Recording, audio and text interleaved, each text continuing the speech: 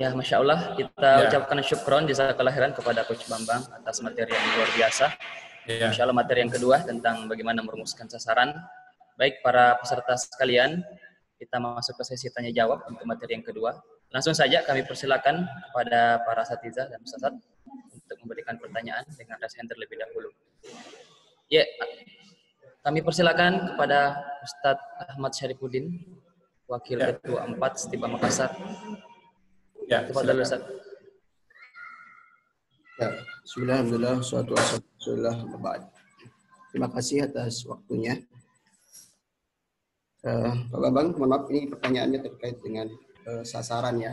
Ya, silakan Ustaz. Di Stipa Makassar ini, sasaran ini apakah mungkin dalam bentuk visi misi, RIP, atau tupoksi, proker, atau kegiatan setiap bidangnya atau bagiannya. Di sasarannya itu dalam bentuk apa? Kalau di Stipa Makassar. Yang kedua, bagaimana cara memahamkan atau kalau sasaran ini sudah kita ketahui gitu, bagaimana supaya selalu terngiang-ngiang di benak kita dan di ruangan kita, yang mana kadang-kadang kalau sasaran tersebut dalam bentuk program kerja atau visi misi tupoksi itu kan sangat banyak, tapi kita sulit menghafalnya. Apakah ada cara agar selalu kita bisa mengingatnya gitu kan? Apakah harus ditempel besar-besar misalkan dalam bentuk spanduk ruangan gitu? Kalau di sini kan agar kita bisa komitmen pada sasarannya itu libatkan awal ya, libatkan mereka menetapkan target. Kan kita juga ada kalau dalam hal ini mungkin ada musker ya, musyawarah kerja tahunan, musyawarah kerja semesteran kita libatkan secara awal. Tapi kadang-kadang di pertengahan perjalanan kita lupa apa-apa yang telah kita sepakati sasaran-sasaran itu. Bagaimana caranya agar selalu terngiang, teringat untuk diri kita dan tim kita. Syukran wa jazakumullah khairan. Ya. Ya. Apakah sasaran ini termasuk dalam job desk, tupoksi, dan lain-lain gitu ya? Ya. Kalau semua yang ada di sana dimasukkan jadi sasaran, tentu sasaran ideal yang kita harapkan tadi yang jumlahnya 2-6 pasti tidak akan terpenuhi, pasti banyak sekali sasaran yang harus kita capai. Jadi Ustadz Ahmad ya, kita berusaha untuk menetapkan sasaran-sasaran inti saja dari apa-apa yang harus orang lakukan setiap bulannya atau setiap semesternya gitu ya. Jadi tidak semua unsur-unsur tupoksi atau proker atau program-program yang ada di pekerjaan kita itu masuk ke sasaran-sasaran inti. Jadi kita mengambil mana yang menurut kita prioritas yang harus kita ukur kinerjanya, itu saja Ustaz. Jadi bisa jadi setiap bulan berubah juga Ustaz, karena sangat bergantung pada kebutuhan organisasi kita yang mendesak. Lalu juga gini, ada beberapa mungkin tupoksi yang orang sudah lakukan dengan baik, ada yang belum. Nah, Ustadz juga bisa memulai dari mana tupoksi penting dan strategis yang orang suka abaikan, tapi Ustadz pengen orang melakukan itu. Nah, kalau orang ingin digerakkan untuk melakukan itu, maka masukkanlah apa yang mereka masih kurang itu di dalam sasaran yang kita akan buat. Gitu. Jadi, cara menggerakkan perubahan orang adalah dengan cara memasukkan unsur-unsur pekerjaan yang selama ini mereka abaikan, tapi menurut kita justru itu prioritas kita. Kalau nggak dikerjakan, maka akan ada masalah yang terjadi di dalam organisasi kita. Jadi kita mungkin akan memulai dengan 2-6 saja Ustadz KRA KPI untuk per orangnya. Jadi tidak bisa semua dimasukkan. Lalu bagaimana caranya supaya mereka melakukan atau terngiang selalu sasaran yang telah diberikan organisasi ini, maka nanti akan kita bahas di langkah ketiga. Sabar ya Ustadz ya, yaitu diukur kinerjanya Ustadz. Jadi baik setiap karyawan mengukur kinerjanya sendiri, juga para leader mengukur kinerja timnya. Ya, jadi kalau orang disuruh melakukan sesuatu lalu tidak diukur pencapaiannya, ini sama seperti seorang coach yang menyuruh seorang atlet pelari cepat untuk latihan di stadion, memecahkan rekor 12 detik 100 meter lari cepat sprint gitu ya, tapi coachnya tidak ada di sisinya. Ya, jadi suruh latihan sendiri si atletnya, ini tidak akan menciptakan seorang atlet yang hebat. Maka coach harus hadir di sisinya untuk memantau perkembangan rekor lari dari atletnya. Jadi makanya kita nanti ada langkah ketiga dari program High Performance Leadership, yaitu measuring performance atau mengukur kinerja. Terima kasih, Ustaz. Terima kasih Pak, jazakallahu khairan. Pak Yakum, Ustaz. Ya, Masya Allah. Kami persilakan penanya kedua. Ya, Ustaz Chandri kembali ya. Kepala Bagian Keasramaan dan Keamanan Stiba. Tafadhol Ustaz. Ya, terima kasih kembali untuk waktu yang diberikan. Langsung saja, saya melihat kegiatan ini sangat menarik. Mungkin sebab itu banyak pertanyaan. Yang pertama tentang masalah tadi, singkatan SMART yang di huruf R itu ada relevan terkait dengan kompetensi. Pertanyaan kami, Pak, ini apakah kompetensi itu harus selalu terikat dan berkaitan dengan background pendidikan? Ya, karena ya seperti apa ya, kami di Stiba ini salah satu amanah yang diberikan adalah kepala keamanan. Ya, sama sekali tidak pernah meniklai ya tentang masalah keamanan. Jadi, dan banyak hal mungkin dalam kegiatan kita di keorganisasian ini yang kadang secara background pendidikan itu sama sekali kita tidak pernah pelajari. Jadi ya, apakah kompetensi ini artinya sangat terikat dan terkait dengan konsentrasi dan pendidikan kita atau seperti apa, dan sejauh mana efektivitas ya jika memang itu tidak sesuai dengan background pendidikan kita. Nah, yang kedua, Pak, ini pertanyaan di halaman berikutnya dari paper yang ada ini, PPT ini. Yang pertama, yang petakan dan langkah perumusan sasaran kinerja ini, Pak. Yang poin pertama, petakan dan rumuskan sasaran organisasi. Ada kata-kata libatkan tim manajemen inti dalam melakukannya. Ya, pertanyaan kami, apa yang dimaksud dengan manajemen inti ini dalam rumusan penentuan rumusan? Kemudian apakah dia harus selalu ada dalam sebuah organisasi? Ya, dan artinya apa? Efek positif ya untuk hadirnya manajemen inti ini atau pelibatan manajemen inti ini dalam setiap penentuan sasaran ya organisasi, dan apakah kita sebagai kepala bagian itu masuk dalam bagian tersebut ya. Terima kasih, Pak. Ya. Baik, terima kasih Ustadz Askar ya. Ustadz Chandri ya? Chandri. Oh ya. Ya. Baik, pertanyaan pertama terkait relevansi dengan kompetensi. Kita bukan orang keamanan, dari militer tidak, dari kepolisian tidak, tiba-tiba harus bekerja di kompetensinya harus fokus di keamanan. Itu bagaimana? Apakah background pendidikan atau pengalaman seperti apa untuk ini? Ya, jadi gini, untuk bekerja sebetulnya background pendidikan itu sebetulnya penting ya, mendapatkan orang dengan background pendidikan yang sesuai dengan bidang yang mau kita inikan gitu ya. Tetapi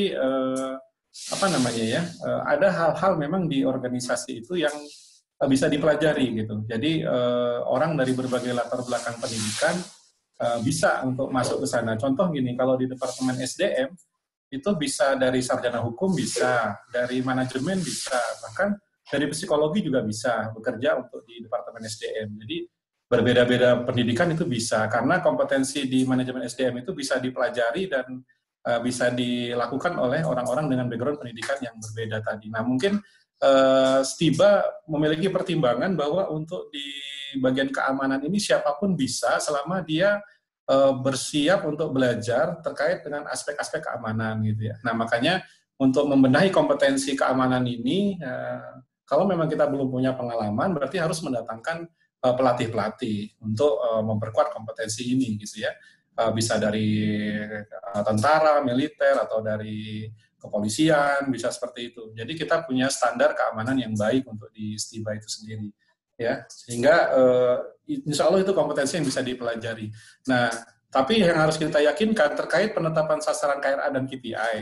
Kalau seandainya untuk mencapai sebuah KRA dan KPI itu orang harus lebih dulu mengembangkan kompetensinya, ini saya pikir akan sulit dan akan lama.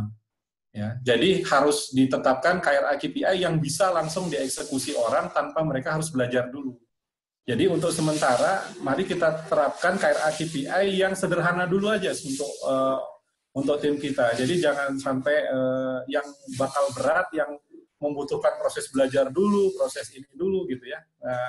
Jadi harus sesuai dengan apa yang mungkin sudah menjadi kebiasaan atau pola kerja mereka sehari-hari, sehingga tidak terlalu memberatkan ketika harus mencapai target itu. Karena kalau kompetensi orang nggak relevan dengan target yang diberikan, itu tadi yang terjadi. Maka akan sulit untuk mencapai target-target yang kita harapkan. Ya, sehingga nanti ada potensi orang akan merasa frustrasi karena apa yang diminta untuk dia lakukan nggak sesuai dengan kompetensi yang dia miliki, gitu ya.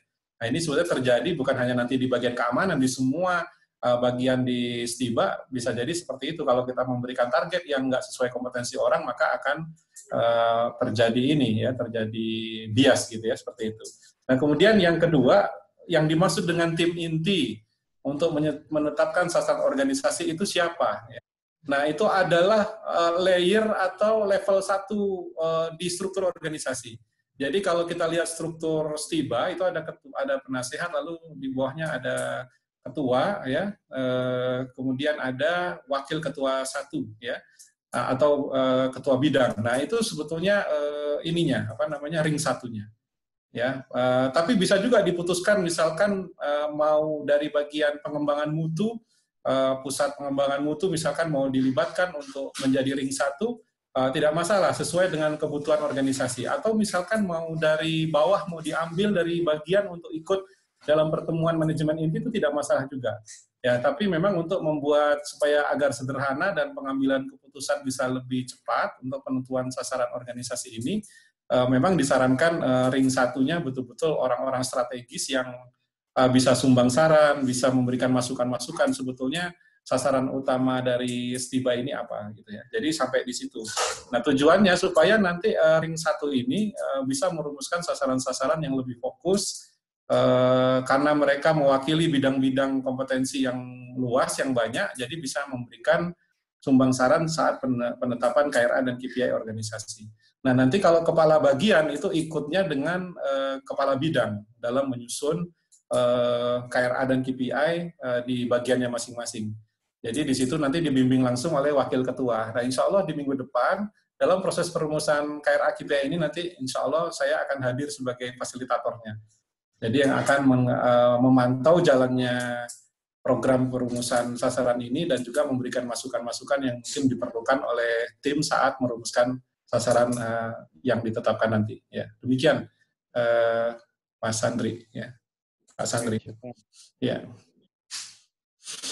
Ada lagi, Pak Moderator? Ya, baik. Kita lanjut ke sesi tanya jawab. Berikutnya, sebelum kami persilakan kepada asatidzah yang lain untuk bertanya, kami persilakan kepada akhwat yang ingin bertanya karena semua penanya sebelumnya semuanya dari ikhwah. Ya, oleh karena itu kami berikan kesempatan kepada akhwat untuk bertanya.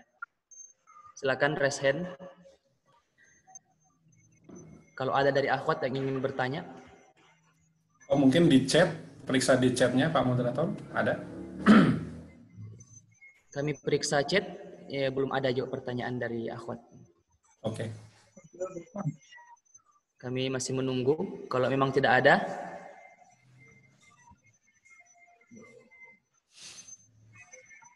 ya mungkin akhwat masih sementara merumuskan pertanyaan. Oleh karena itu kita lanjut Pak ke pertanyaan atau penanya berikutnya dari Ustadz Askar Fatahuddin. Tafadhal Ustadz. Ya, terima kasih atas kesempatannya. Mohon maaf nih untuk lebih banyak dapatkan faedah, jadi kami berusaha untuk aktif. Ya.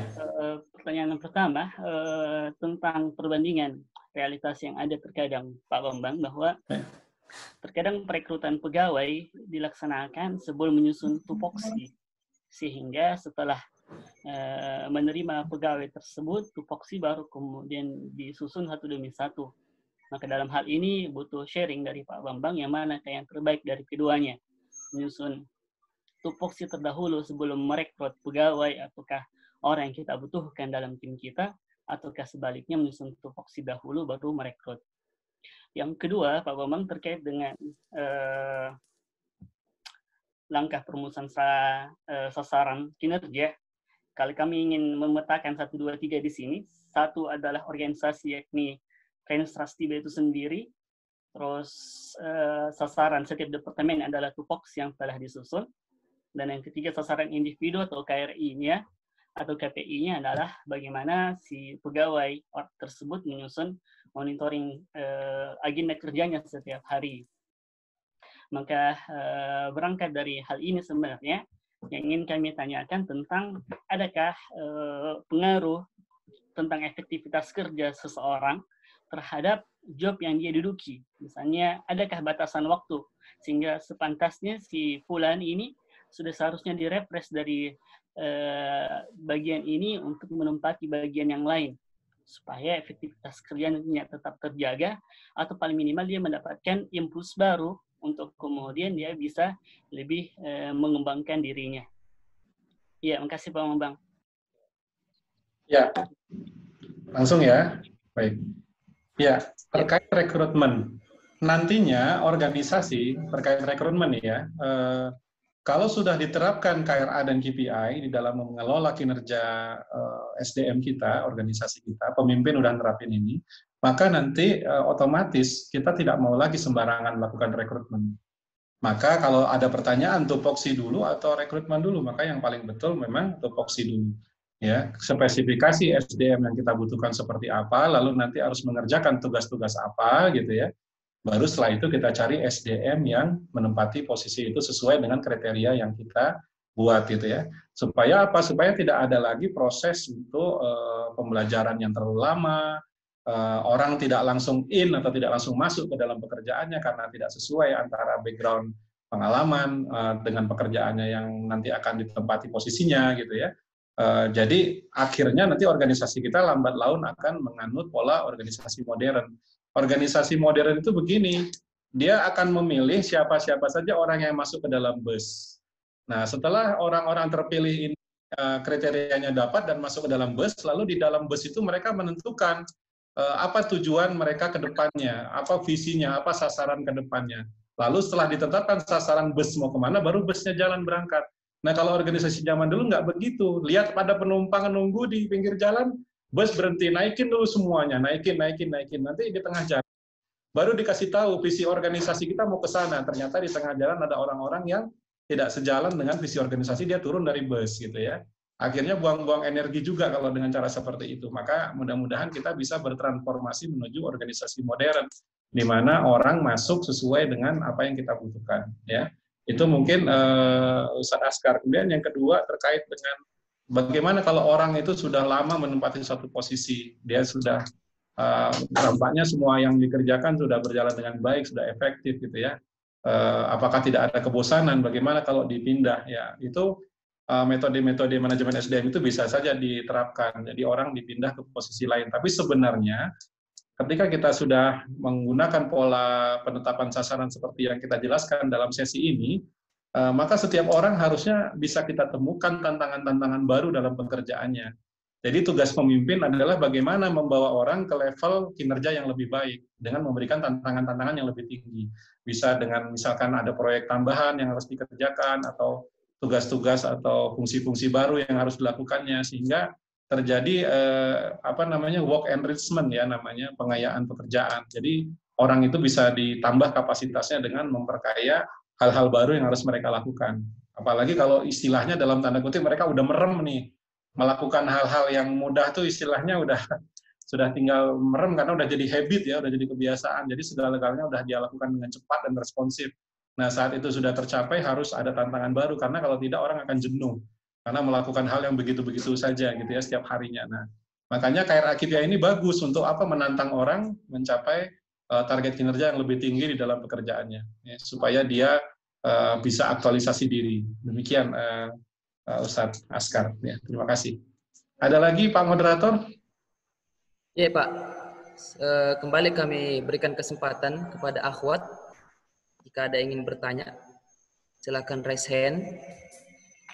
Kalau tidak ada, saya cek partisipan dulu.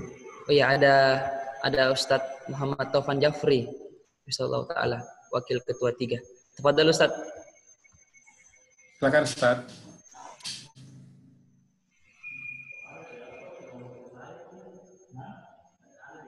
Ya, terima kasih Pak.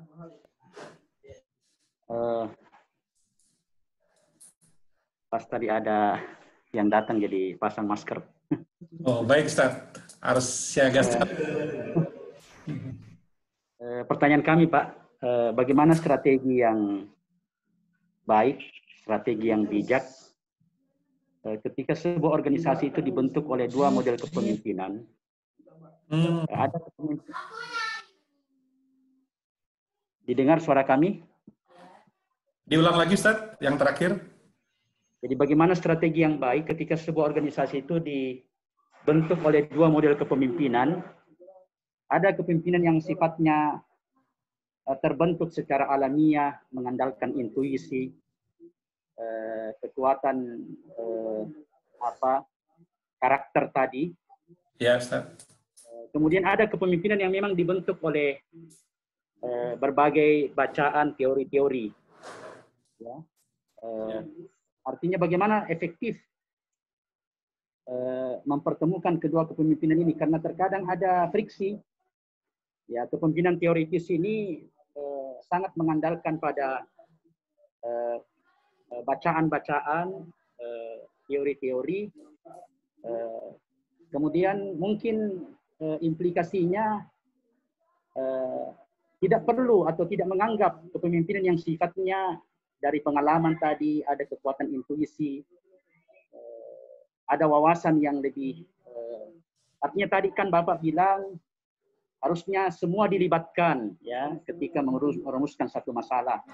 Terkadang ketika kita berjalan, kepemimpinan yang sifatnya tanda kutip ya teori ini, itu merasa mungkin karena bacaan yang lebih luas, kemudian merespon kondisi-kondisi yang ada, sehingga terkadang tidak terlalu mengkondisikan atau mengajak kepemimpinan yang sifatnya tadi pengalaman, punya pengalaman, intuisi dan sebagainya. Sementara sebenarnya sebuah organisasi dia tetap eksis, tetap ada, itu karena kehadiran pribadi-pribadi pemimpin yang pertama saya sebutkan tadi. Yang punya pengalaman, punya kekuatan ya intuisi ya. Nah, ini bagaimana memadukan ini supaya merasa ya tidak ada yang merasa ditinggalkan. Ya, semua dihadirkan, semua diminta pendapat seperti yang disampaikan tadi, semua bisa menyampaikan usulan-usulan dan sebagainya. Sekira itu Pak dari kami. Ya, jazakallah Ustaz. Baik Ustaz Muhammad Taufan ya. Memang setiap orang memiliki style kepemimpinan yang berbeda-beda, gitu ya. Nah, karena berbeda-beda ini sebetulnya kan menghasilkan kekuatan, ya, bukan menjadi penghalang untuk kemajuan organisasi atau institusi kita. Jadi khasanah kepemimpinan, apalagi dengan karakter yang unik, yang institusinya kuat, gini kan, subhanallah ya, masya Allah itu luar biasa, harus dipertahankan bahkan gitu ya, karena bisa jadi institusi seorang pemimpin yang sudah pengalamannya banyak ini bisa menyelamatkan organisasi dari berbagai krisis atau badai mungkin yang akan terjadi di depan sana gitu ya, yang kita tidak tahu akan seperti apa di depannya nanti gitu, ke depannya nanti. Nah, yang diperlukan adalah sebetulnya sebuah pemahaman bersama bahwa apa yang kita sepakati bersama gitu. Jadi tidak mungkin orang yang berbeda-beda ini tidak bersepakat akan sebuah hal, karena nanti kalau tidak bersepakat gitu ya tentang misalkan bagaimana metode kita untuk meningkatkan kinerja atau produktivitas, bagaimana metode kita untuk memaksimalkan kinerja organisasi. Nah, kalau pemimpin yang berbeda ini tidak duduk bersama untuk bersama-sama di dalam satu keputusan strategi atau keputusan yang sama, ini akan sulit, nanti akan terjadi dualisme kepemimpinan. Orang akan ikut yang satu atau yang satunya lagi gitu ya. Nah, maka di sini harus ada kesepakatan bersama, apa yang kita sepakati itu akan kita jalankan bersama, ya, sehingga nanti kalau dalam prosesnya insya Allah bisa mengakomodir satu sama lain. Jadi saya yakin pemimpin yang penuh intuisi tadi, ya, biasanya dalam menetapkan target biasanya pasti akan sangat tinggi sekali karena dia punya keyakinan besar gitu ya. Nah, tapi pemimpin yang manajerial gitu ya, yang sangat manajerial, dia akan berusaha mengerem untuk kita jangan terlalu percaya diri lah, jangan sampai punya target yang terlalu tinggi dan lain-lain. Jadi, nah, dua hal ini kalau berusaha dipertemukan, ini akan melahirkan keputusan yang insya Allah bisa sejalan dan selaras gitu, Pak. Jadi, Ustadz, jadi kita tidak tidak mungkin tidak mengakomodir, apalagi di dalam pola kerja yang mau kita bangun seperti yang Ana sarankan ini, memang butuh banyak kesepakatan-kesepakatan gitu ya. Terutama terkait KRA KPI, kita tidak bisa langsung memberikan target-target yang tinggi mungkin untuk SDM kita. Minimal